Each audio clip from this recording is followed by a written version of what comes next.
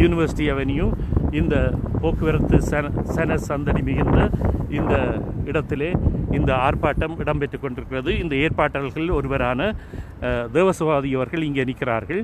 தேவசவாதி அவர்களே, இப்பொழுது ஒரு வாரமாக இந்த எழுச்சி ஆர்ப்பாட்டம் நடைபெற்றிருக்கிறது. இது இன்றுடன் இந்த முதலாவது தொடர் இன்றுடன் முடிவடைவதாக நீங்கள் தெரிவித்திருக்கிறீர்கள். அதனுடைய விவரங்களை தெரிவிப்பீர்களா? ஆமாம், இந்த வருடத்துக்கான தொடர் போராட்ட ஆரம்பங்களிலே முதலாவதாக யாழ் பல்கலைக்கழகத்திலே நினைவு தூவி இடிக்கப்பட்டவுடன் முதலாவது வாகன பேரணி ஒழுங்கு செய்யப்பட்டிருந்தது. அதன் பின்பு ஒரு அடையாளமாக February 4 சிங்களத்தினுடைய சுதந்திர நாள், ஈழத்தமிழர்களுடைய ஆக்கிரமிக்கப்பட்ட நாள் என்கின்ற வகையிலே அதிலே ஒரு 4 வாகனம் முதலாக எங்களுக்கு அந்த நிகழ்வில் மாத்திரம்தான் போலீசார் அனுமதி தராத ஒரே ஒரு நிகழ்வாக இருந்தது. மற்றபடி என்றால் எல்லா நிகழ்வுகளுக்கும் போலீசாருக்கு ஏற்கனவே நாங்கள் அனுப்பி விடுவோம். இந்த நிகழ்வுகளிலே எங்களுடைய போராட்டங்களை நாங்கள் ஒழுங்கு செய்திருக்கிறோம் என்று அந்த நிகழ்வுக்கு எங்களுக்கு அனுமதி தரவில்லை. என்றாலும் நாங்கள் 4 வாகனத்திலே தமிழின் அழிப்பு சிங்கள துணை தூதரகத்துக்கு முன்பாக கருப்பு கொடி ஏற்றி இருந்தோம். அதிலே அந்த கருப்பு கொடியிலே ஒரு வாசகம் ஒன்று எழுதப்பட்டிருந்தது. சிங்களத்தின் சுதந்திர நாள், ஈழத்தமிழர்களின் ஆக்கிரமிக்கப்பட்ட நாள் எழுதப்பட்ட 2 கருப்பு கொடிகள் ஏற்றி வைக்கப்பட்டது. அதன் பின்பு பொத்துவில் தொடக்கம் பொலிகண்டி வரையான போராட்டத்திற்கு மீண்டும் February 7 மீண்டும் ஒரு வாகன பேரணியை ஒழுங்கு செய்திருந்தோம். அதன் பின்பு தாயகத்திலும் மிகப்பெரிய வெற்றியாக நடைபெற்றதல்லவா?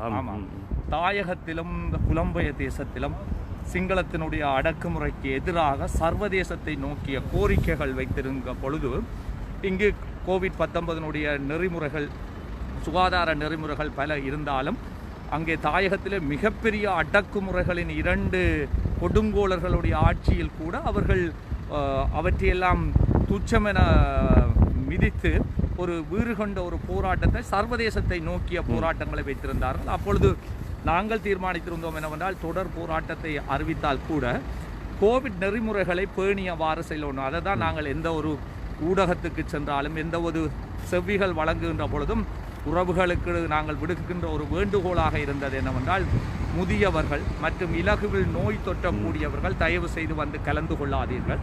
ஆனால் நீங்கள் செய்ய வேண்டியது என்னவென்றால், உங்கள் இருப்பிடத்தில் இருந்து கொண்டு இந்த செய்திகளை நீங்கள் ஒரு ஊடகமாக செயற்பட்டு மாற்று சமூகத்தவர்களுக்கு கொண்டு செல்லுங்கள் என்று. இது தொடர்ச்சியாக மார்ச் மாதம் 1 இருந்து 11 வரை ஒரு தொடர் போராட்டத்தின் முதற்கட்டத்தின் இறுதி நிகழ்வு தான் என்றே தவிர, அடுத்த தொடர் போராட்டங்களை நாங்கள் சரியான நேரத்தில் சரியான விதமாக ஒழுங்கு செய்து அடுத்த தொடர் போராட்டங்களை நாங்கள் முன்னெடுப்போம். தொடர்ச்சியாக கிருஷ்ணா லைஃப் தொலைக்காட்சி உறவுகளுக்கு தொடர்ச்சியாக நாங்கள் கூறிக்கொள்ள விரும்புவது என்னவென்று சொன்னால், இனி எங்களுடைய எந்த ஒரு போராட்டங்களை நாங்கள் வடிவமைத்தாலும் அது மாற்று சமூகத்தவர்களுக்கு கொண்டு செல்லுகின்ற போராட்டங்களாகத்தான் இருக்க வேண்டும். ஏனென்றால் இலங்கை சுதந்திரம் அடைந்ததிலிருந்து இன்று வரை ஸ்ரீலங்கா சிங்கள பேரினவாத அரசு திட்டமிடப்பட்ட வகையிலே இன அழிப்பை மேற்கொண்டு வருகின்றது. அது மாத்திரமன்றி 2009 இந்த உலகம் பார்த்து கொண்டிருக்க இன அழிப்பின் உச்சத்தை மேற்கொண்டது.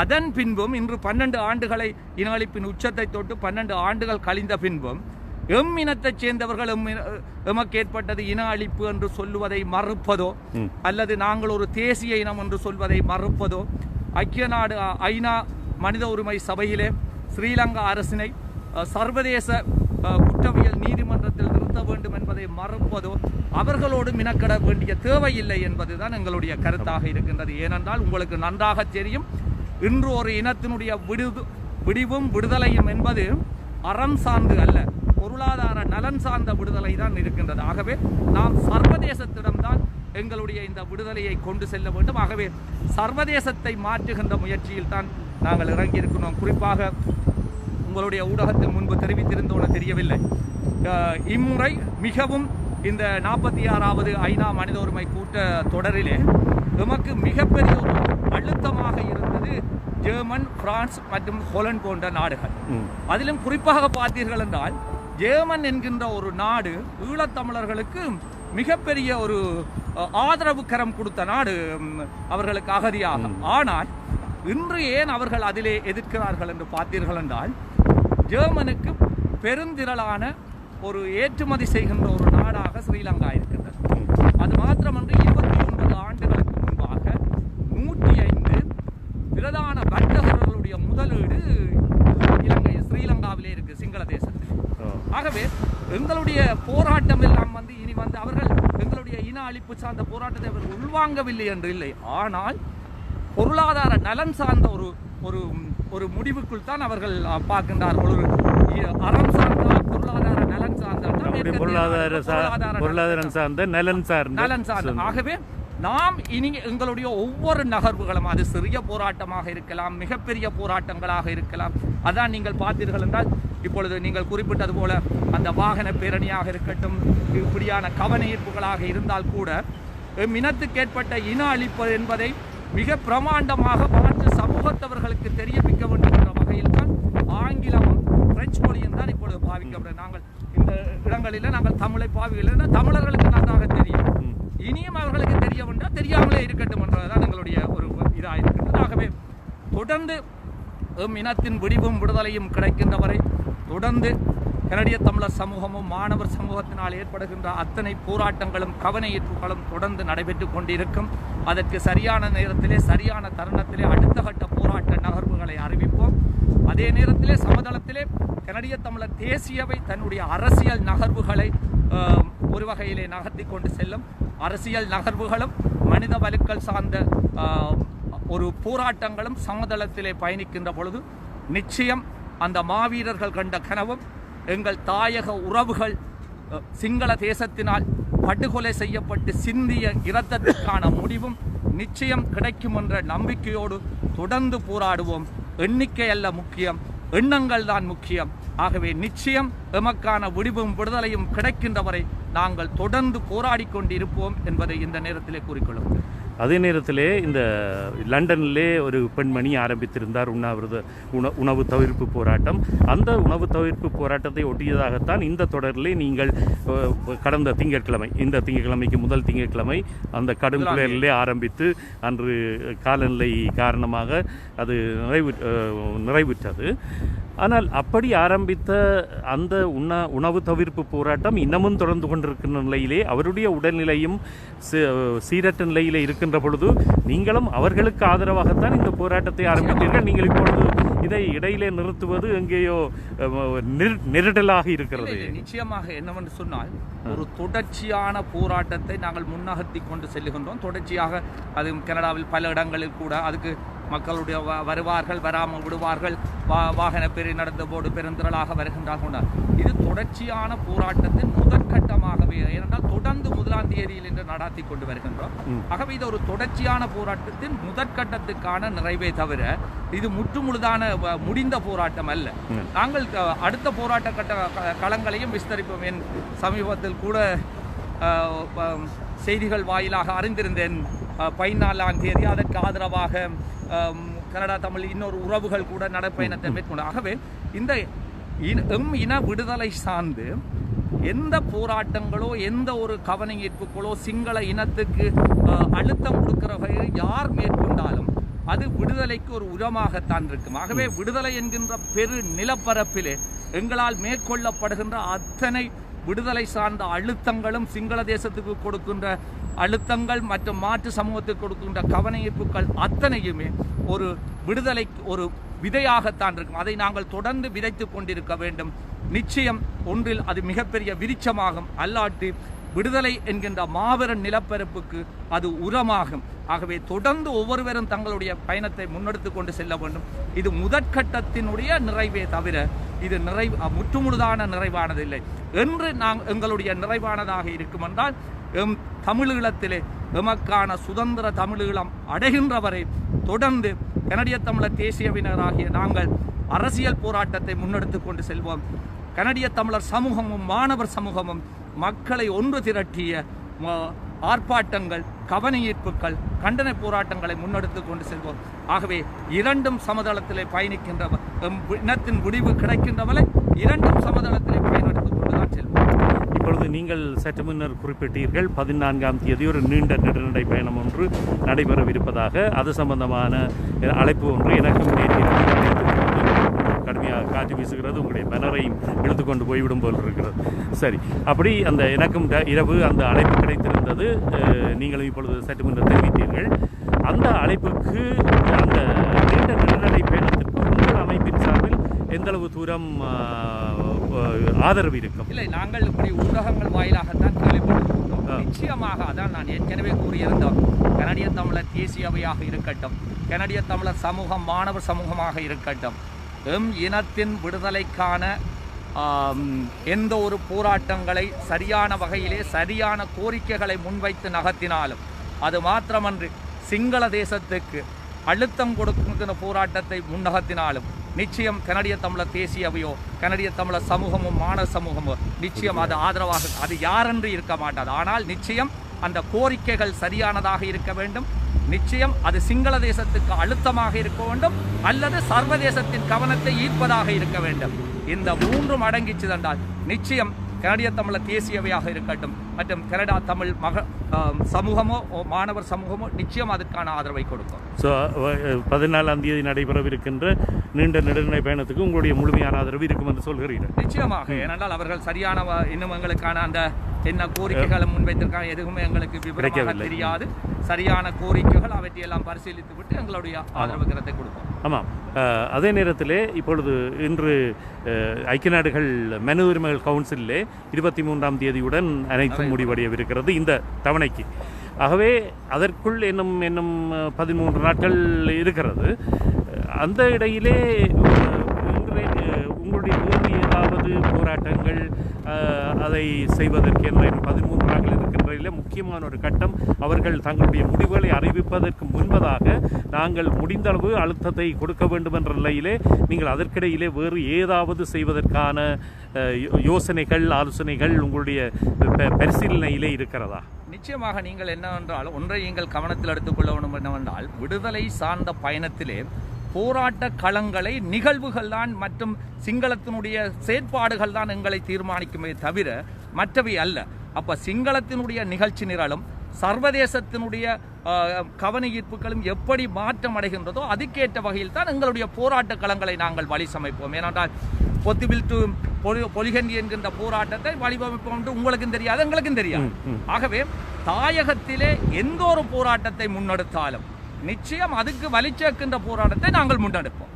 அது எந்த காலமாக இன்று COVID-19 காலத்தில் மிகப்பெரிய, உங்களுக்கு நன்றாக தெரியும், மிகப்பெரிய நெருக்கடி நிறைந்த காலத்தில் கூட ஐவருக்கு உட்பட்டுத்தான் நிற்க வேண்டும் என்கின்ற அவர்களுடைய சட்டம் இருந்தது போல் கூட நாங்கள் ஐவராக நின்று கூட எங்களுடைய கவனத்தை ஈர்த்திருந்தோம். கவனத்தை ஈர்க்கின்ற போராட்டங்களை முன்னெடுக்கணும். ஆகவே போராட்டங்களை தீர்மானிப்பது சிங்கள தேசமும் சர்வதேசமே தவிர நாங்கள் அல்ல.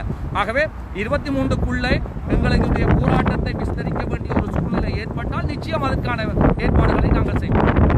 அல்லது இன்னொன்றை கூறிக்கொள்கின்றது என்னவென்றால், ஒரு இனத்தின் விடுதலைக்காக ஐநா மனித உரிமை சபை மாத்திரம்தான் ஒரு முடிந்த முடிவு என்று சொல்லி தமிழ் உறவுகள் நினைக்கக்கூடாது. ஒரு விடுதலை என்கின்ற மாபெரும் பயணத்தில் அதுவும் ஒரு திறவுகோலே தவிர அதுதான் முடிந்த முடிவு என்று அல்ல.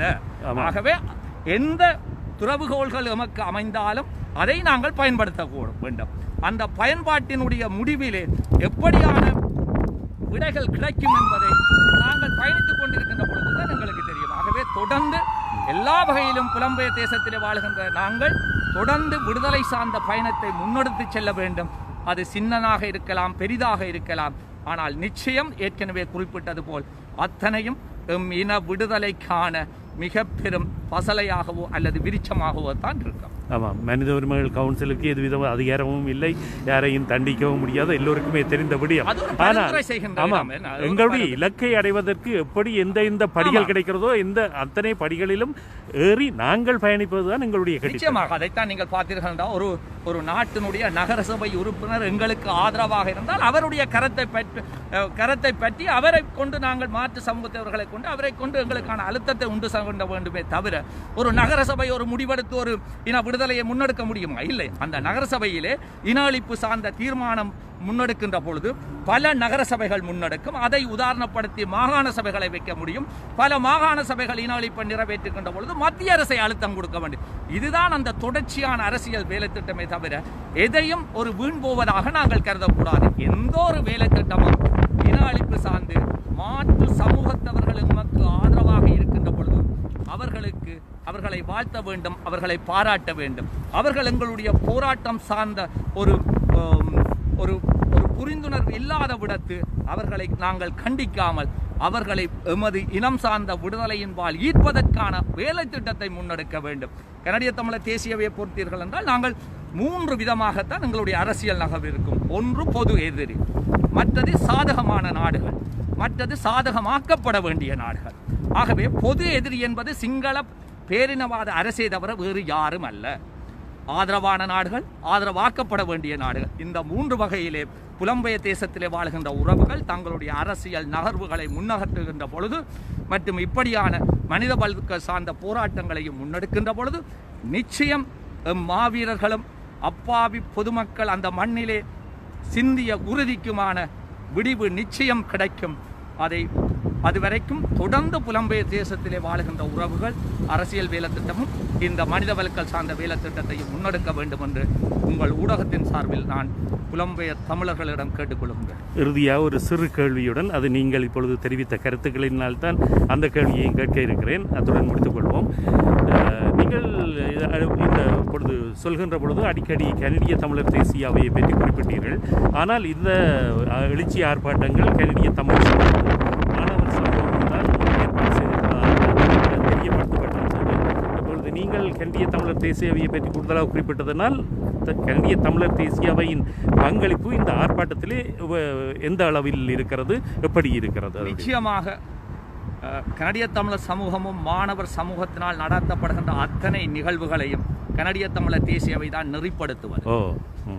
ஆனால் நாங்கள் கனடிய தமிழர் தேசிய அவை என்று சொல்லி நாங்கள் வெறுமனவே உரிமை கோரி நடாத்துவது எங்களுடைய ராப்போசன நிகழ்வு மற்றும் மே 18 இருக்கட்டும், கருப்பு ஜூலாயாக இருக்கட்டும், கண்டன போராட்டங்கள், கவன ஈர்ப்புகள், எதை கனடிய தமிழர் தேசியவை ஒருங்கமைத்தாலும் அது கனடிய தமிழர் சமூகமும் மாணவர் சமூகம் என்று ஒருங்கமைக்கின்றோம். அதனுடைய காரணம் என்ன? கனடிய தமிழர் சபையை ஒருங்கமைக்கும் உரிமை கோருவது கனடிய தமிழர் சமூகமும் மாணவர் சமூகம் என்று. காரணம் என்னவென்று சொன்னால் இங்கு இருக்கின்ற அத்தனை உறவுகளும், அத்தனை ஊர்ச்சங்கங்கள், அத்தனை விளையாட்டுக் கழகங்கள், அத்தனை தமிழர்களும் அது கனடிய தமிழர் சமூகமும் மாணவர் சமூகமும் என்கின்ற பொழுது தங்களுடையதாக நினைத்து அவர்கள் வந்து இந்த போராட்டத்திலே கலந்து கொள்ள வேண்டும் என்கின்ற ஒரே காரணம்தான். அதன் காரணமாகத்தான் நீங்கள் பார்த்தீர்கள் என்றால் 2010ஆம் ஆண்டிலிருந்து கனடிய தமிழர் தேசியவை நாள் மே 18 தமிழ்நாடு நாள் மேற்கொள்ளப்படுகின்றது.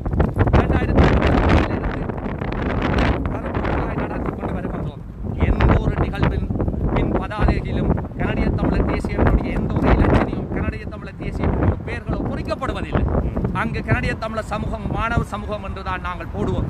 ஆனால் அந்த நிகழ்வுகளை ஒருங்கமைப்பது கனடிய தமிழர் தேசியவை தான். அது மாற்று கருத்தில். ஏனென்றால் உங்களுக்கு தெரியும், கனடிய தமிழர் சமூகமும் மாணவர் சமூகத்தினால் நடத்தப்படுகின்ற அத்தனை நிகழ்வுகளுக்கும் காண அழைப்பிதழ், அறிவித்தல் மற்றும் அதன் பின்பு நாங்கள் வெளியிடுகின்ற செய்திகள் அனைத்தும் கனடிய தமிழர் தேசியவினுடைய உத்தியோகபூர்வமான இலச்சினை பறிக்கப்பட்டு தான் செய்திகளை வெளியிடுகின்றோம். ஆனால் எல்லோரும் தங்களுடையது என்று நினைக்க வேண்டும் என்பதன் காரணமாகத்தான் கனடிய தமிழர் சமூகமும் மாணவர் சமூகம் என்று அதிலே உரிமை கூறுவது. அப்படி என்றால் எப்படி நீரையும் பாலையும் எப்படி பிரிக்க முடியாதோ அதே போன்றுதான் கனடிய தமிழர் சமூகத்தையும் மாணவர் சமூகத்தையும் கனடிய தமிழர் தேசியாவையும் பிரிக்க முடியாது. நிச்சயமா அதில் எந்தவித மாற்றுகள் அதில் வெளிப்படையானது என்னவென்று சொன்னால் கனடிய தமிழர் சமூகம் மாணவர் சமூகம் என்று ஏதோ இன்றோ நேற்றோ ஆரம்பிக்கப்பட்ட அந்த போராட்டங்கள் இல்லை. 2006ஆம் ஆண்டிலிருந்து கனடிய தமிழர் சமூகம் மாணவர் சமூகம் என்ற பெயரில் தான் இந்த போராட்டங்கள் எல்லாம் வடிவமைக்கப்பட்டு நடத்தி கொண்டு செல்லுகின்றது. அந்த நிகழ்வுகளை கனடிய தமிழர் தேசியவை 2009ஆம் ஆண்டுக்கு பின்பாக நெறிப்படுத்துகின்றது. அதில் எந்தவித மாற்றுக்கிறது இல்லை. கனடிய தமிழர் தேசியவைக்கும் கனடிய தமிழர் சமூகம் மாணவர் சமூகம் வேறையான இல்லை. எல்லாம் கனடிய தமிழர் சமூகத்துக்குள் நீங்களும் இருப்பீர்கள், நானும் இருப்போம், ஒரு விளையாட்டுக் கழகமும் இருக்கும். அதில் எந்த விதமான மாற்றுக்கிறது. ஆனால் நெறிப்படுத்துவது என்று ஒன்று இல்லை, முழு பேரும் சேர்ந்து நெறிப்படுத்த முடியாது. அதை நெறிப்படுத்துவது கனடிய தமிழர் தேசியம். அவை சரி, இப்பொழுது அந்த 23ஆம் தேதிக்கிடையில், அதாவது ஐக்கிய நாடுகள் மனித உரிமைகள் கவுன்சில் கூட்டத்தொடர் முடிவடைவதற்கு முன்பதாக இதை தவிர என்றால் நீங்கள் இன்றுதான் இந்த தொடரில் இறுதி நாள் என்று தெரிவித்திருக்கிறீர்கள். வேறு ஏதாவது உங்களுடைய திட்டம் ஏதும் பிரச்சனை இருக்கிறதா? இல்லை, பல வகையான திட்டங்களை நாங்கள் நகர்த்தியிருந்தோம். உங்களுக்கு ஏற்கனவே தெரியும், நான் ஏற்கனவே குறிப்பிட்டிருந்தேன் என்றால் எங்களுடைய போராட்ட வடிவங்களை சூழ்நிலைகள் தான் உருவாக்கும். ஆகவே நாங்கள் ஆரம்பத்திலே மார்ச் மாதம் 1ஆம் தேதி ஆரம்பிக்கின்ற பொழுது தொடர்ச்சியான உண்ணா நோன்பாகத்தான் ஆரம்பித்தோம். அது எப்படி அது மாற்றமடைந்தது என்பதை நீங்கள் நேராக கண்டிருந்தார். அதை போன்றுதான் கடந்த திங்கட்கிழமை நடத்தப்பட்ட உண்ணாவிரதம் கூட திடீர்னு ஆரம்பிக்கப்பட்டதுதான். ஆகவே ஏனென்றால் ஒரு விடுதலை பயணத்திலே போராட்டங்களையும் போராட்ட களங்களையும் எதிரியும் சர்வதேசமும் தீர்மானிக்குமே தவிர அந்த இப்பொழுதெல்லாம் எங்கள் கைகளில். ஆமாம். ஏனென்றால் அதுக்கு நல்ல உதாரணம் பொத்துவில் தொடக்கம் புலிகண்டி வரை. இன்னொன்று நல்ல உதாரணம் சிங்கள தேசம் யாழ் பல்கலைக்கழகத்துக்குள் நினைவு தூவியை எடித்தது. ஆகவே அப்படித்தான் போராட்ட களங்களை எதிரியும் சர்வதேசமும் தீர்மானிக்கிறது. அப்படி அவர்கள் தீர்மானிக்கின்ற பொழுது நிச்சயம் கனடிய தமிழர் தேசியவையோ அல்லது கனடிய தமிழர் சமூகம் மாணவ சமூகமோ எங்களால் முயன்ற அந்த கனடாவினுடைய சட்ட விழுமியங்களுக்கு உட்பட்டு எங்களுடைய போராட்டங்கள் கவனஈர்ப்புகள் கண்டன போராட்டங்கள் நிச்சயம் நடைபெறும். ஆகவே எதிர்வரும் 13 தினங்களுக்குள் அந்த அன்றன்றாட நிலைமைதான் தீர்மானிக்கும். ஆமாம், நிச்சயமாக. நன்றி தேவசவாதி அவர்களே. சரி, தொடர்ச்சியாக அடுத்து எங்களுடைய தொடர் போராட்டம் பற்றிய அறிவித்தலை சரியான நேரத்தில் சரியான வடிவில் எங்கள் போராட்டங்களை நாங்கள் முன்னெடுப்போம் என்பதை இந்த ஊடகங்களை பார்த்துக் கொண்டிருக்கின்ற உறவுகளுக்கு தெரிவித்து இப்பொழுது உறுதிமொழி எடுத்து இந்த நிகழ்வை நிறைவு செய்கின்றோம்.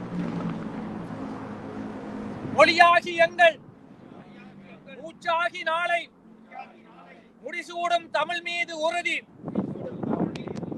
வழிகாட்டி எம்மை உருவாக்கும் தலைவன் வரலாறு மீதிலும் உறுதி வெளிமூடி எங்கே உயிர்கின்ற வேங்கை வீரர்கள் மீதிலும் உறுதி தெளிவாக வாழும் தமிழீழ போரில் இனிமேலும் ஓயோ உறுதி தமிழர்களின் தாகம் தமிழர்களின் தாகம் தமிழர்களின் தாகம். வணக்கம் அன்பு உறவுகளே.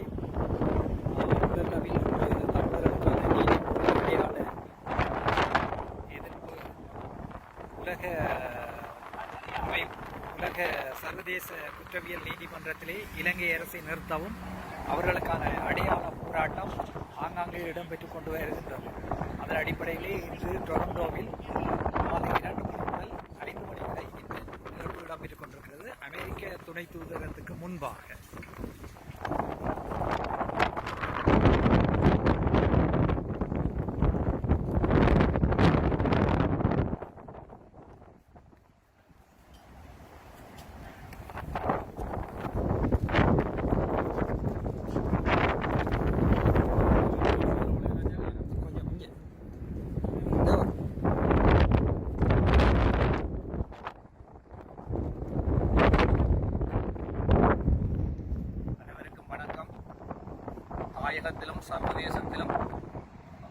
சர்வதேசத்தை நோக்கிய எங்கள் தமிழ் உறவுகளினால் நடாத்தப்பட்ட தொடர் போராட்டங்களுக்கு அழுத்தம் கொடுக்கின்ற முகமாக கனடாவிலே கனடிய தமிழர் சமூகமும் மாணவர் சமூகத்தினாலும் முன்னெடுக்கப்பட்ட தொடர் போராட்டத்தின் நிறைவு நிகழ்வாக இன்று அமெரிக்க துணை தூதரகத்துக்கு முன்பாக எங்களுடைய கவனஈர்ப்பு போராட்டம் நடைபெற்றது.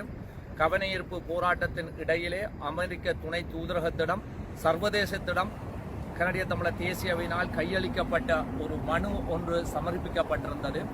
ஆகவே தொடர்ச்சியாக அடுத்து எங்களுடைய தொடர் போராட்டம் பற்றிய அறிவித்தலை சரியான நேரத்தில் சரியான வடிவில் எங்கள் போராட்டங்களை நாங்கள் முன்னெடுப்போம் என்பதை இந்த ஊடகங்களை பார்த்து கொண்டிருக்கின்ற உறவுகளுக்கு தெரிவித்து இப்பொழுது உறுதிமொழி எடுத்து இந்த நிகழ்வை நிறைவு செய்கின்றோம்.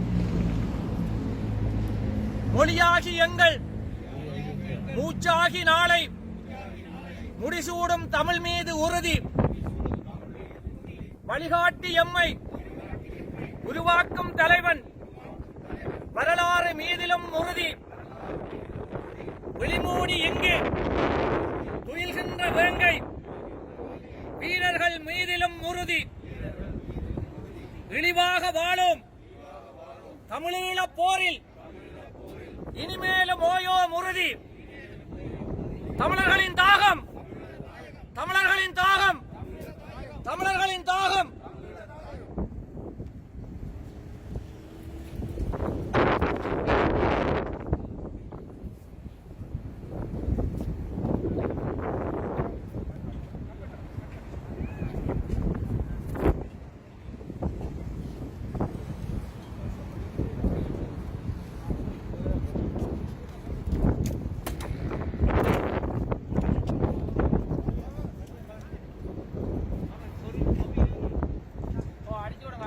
ஆமாம், நிச்சயமாக கனடிய தமிழர் தேசியவை அரசியல் நகர்வுகளை முன்னெடுக்கின்ற பொழுது அரசியல் நகர்வுகளும் மற்றும் கனடிய தமிழர் தேசியவின் ஒருங்கமைப்பிலே கனடிய தமிழர் சமூகமும் மாணவ சமூகத்தினால் முன்னெடுக்கப்படுகின்ற கவன ஈர்ப்புகள், கண்டன போராட்டங்கள், ஆர்ப்பாட்டங்கள் போன்றவை முன்னெடுக்கின்ற வேளையிலே இரண்டு முன்னெடுப்புகளும் அரசியல் நகர்வுகளும் கவன ஈர்ப்புகள், கண்டன போராட்டங்கள், ஆர்ப்பாட்டங்கள் போன்றவையும் இரண்டும் சமதளத்திலே பயணிக்கின்ற வேண்டும்.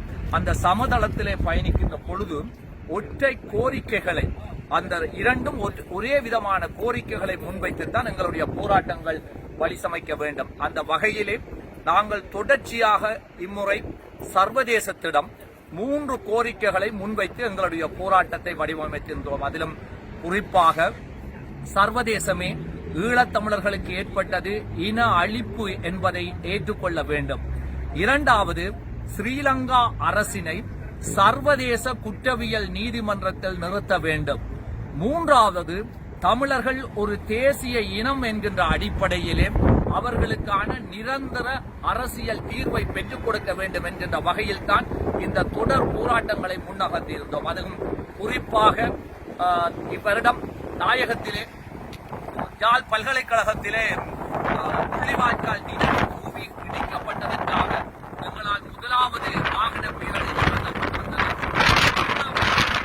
4ஆம் தேதி ஸ்ரீலங்காவின் சுதந்திர நாள், ஈழத்தமிழர்களின் ஆக்கிரமிக்கப்பட்ட நாள், ஸ்ரீலங்காவின் சுதந்திர நாள், ஈழத்தமிழர்களின் இன அழிப்புக்கு உள்ளாக்கப்பட்ட நாள், ஸ்ரீலங்காவின் சுதந்திர நாள், ஈழத்தமிழர்களின் துக்க நாள் என்கின்ற அடிப்படையிலே ஒரு குறிப்பிட்ட எண்ணிக்கையிலானவர்கள் ஸ்ரீலங்கா துணை தூதரகத்துக்கு முன்பாக சென்று தமிழின அழிப்பு பதாதைகளும் மற்றும் ஸ்ரீலங்கா துணை தூதரகத்துக்கு முன்பாக கருப்பு கொடியும் ஏற்றி வைக்கப்பட்டது. அதனைத் தொடர்ந்து பொத்துவில் தொடக்கம் பொலிகண்டி வரையிலான போராட்டம் பிப்ரவரி மாதம் 7ஆம் தேதி நடைபெற்ற பொழுது அந்த போராட்டத்திற்கு வலிச்சேர்க்கின்ற வகையில் கூட மாபெரும் வாகன பேரணி ஒழுங்கு செய்யப்பட்டிருந்தது. பின்பு பார்த்தீர்கள் என்றால் தாயகத்திலே சர்வதேசத்திடம் வேண்டியும் மற்றும் புலம்பெயர் தேசத்திலும் சர்வதேசத்திடம் வேண்டியும் தொடர் போராட்டங்களை முன்னெடுக்கின்ற பொழுது கனடிய தமிழர் சமூகம், மாணவ சமூகமும் நாங்களும் ஒரு தொடர் போராட்டத்தை முன்னெடுத்திருந்தோம். மார்ச் மாதம் 1ஆம் தேதி தொடக்கம் இன்று மார்ச் 11ஆம் தேதி வரை பலவிதமான போராட்டங்களை முன்னெடுத்திருந்தோம். அடையாள உண்ணா நோன்பு மற்றும் வாகன பேரணி மற்றும் தொடர் கவன ஈர்ப்பு போராட்டங்கள். மார்ச் 8ஆம் தேதி கியூபெக் மாகாண சட்டமன்றம், ஒன்டாரியோ மாகாண சட்டமன்றம், அல்பர்டா மாகாண சட்டமன்றம் மற்றும் வான்கூவரில் இருக்கின்ற ஆர்ட் கேலரி மற்றும் ஒட்டோவா பாராளுமன்றம் போன்ற இடங்களில் கூட அடையாள கவன ஈர்ப்பை மேற்கொண்டிருந்தோம்.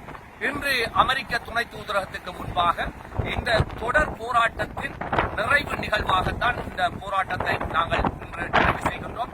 குறிப்பாக ஒன்றே ஒன்றைத்தான் கூறிக்கொள்கின்றன தவிர எம் இனத்தின் விடிவும் விடுதலையும் கிடைக்கின்ற வரை எங்களுடைய எந்த போராட்டமும் எந்த ஒரு அரசியல் நகர்வும் நிறைவு பெற மாட்டாது.